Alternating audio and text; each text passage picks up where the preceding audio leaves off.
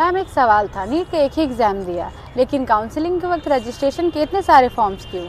Almost हर NEET aspirant यही पूछता है कि काउंसलिंग के टाइम में इतने सारे रजिस्ट्रेशन क्यों करने पड़ते हैं। देखो, सबसे पहले तो ये बात समझनी होगी कि नीट का एग्जाम कॉमन होता है, काउंसलिंग कॉमन नहीं होती। जैसे गवर्नमेंट कॉलेजेस में 100 में से 15% जो सीट्स होती है उसकी जो काउंसलिंग होती है वो एमसीसी हैंडल करती है। बाकी के जितने भी एम्स, जिपमर होते हैं, डीम्ड यूनिवर्सिटी जैसे कि भारतीय विद्यापीठ, DY पाटिल, इसकी भी जो काउंसलिंग है वो एमसीसी हैंडल करती है। लेकिन बाकी की जो 85% सीट्स बचती है और प्राइवेट कॉलेजेस की जो सीट्स की जो काउंसलिंग होती है वो स्टेट काउंसलिंग अथॉरिटी हैंडल करती है। जैसे यूपी की काउंसलिंग DGMA हैंडल करती है, कर्नाटका की काउंसलिंग जो होती है वो KEA हैंडल करती है। ऐसे ही अलग अलग स्टेट के कॉलेजेस की काउंसलिंग अलग अलग स्टेट काउंसलिंग अथॉरिटी हैंडल करती है।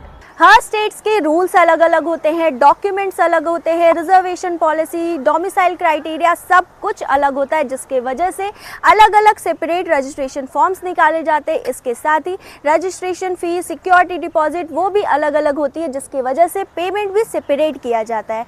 तो आप जिन भी स्टेट्स के लिए एलिजिबल हो, आपको उन स्टेट्स की सेपरेट काउंसलिंग करनी पड़ती है, देन ओनली आप वहाँ के कॉलेजेस में एडमिशन लेने के लिए एलिजिबल होते हैं। अगर आप भी कंफ्यूज हो कि आपको किस स्टेट्स की काउंसलिंग करनी चाहिए, किसे स्किप करना चाहिए, कौन कौन से ओपन स्टेट्स है जहां पे सभी एलिजिबल है, कौन से क्लोज स्टेट होते हैं, ये सारी डिस्कशन या फिर ये सारे डाउट्स को क्लियर करने के लिए आप हमारे एक्सपर्ट के साथ 1-on-1 डिस्कशन कर सकते हैं, जिसके लिए आप हमें कॉल कर सकते हैं या फिर आप हमारे डिफरेंट ब्रांचेस में विजिट भी कर सकते हैं। हमारी टीम अभी प्री काउंसलिंग भी प्रोवाइड कर रही है, जहाँ पे नीट की काउंसलिंग से पहले ही आपको ये गाइड किया जाएगा कि आपको अपने चॉइसेस में कौन कौन से कॉलेजेस डालने चाहिए, जहाँ से आप अपने बेटर फ्यूचर के साथ MBBS कर सकते हैं। Thank you.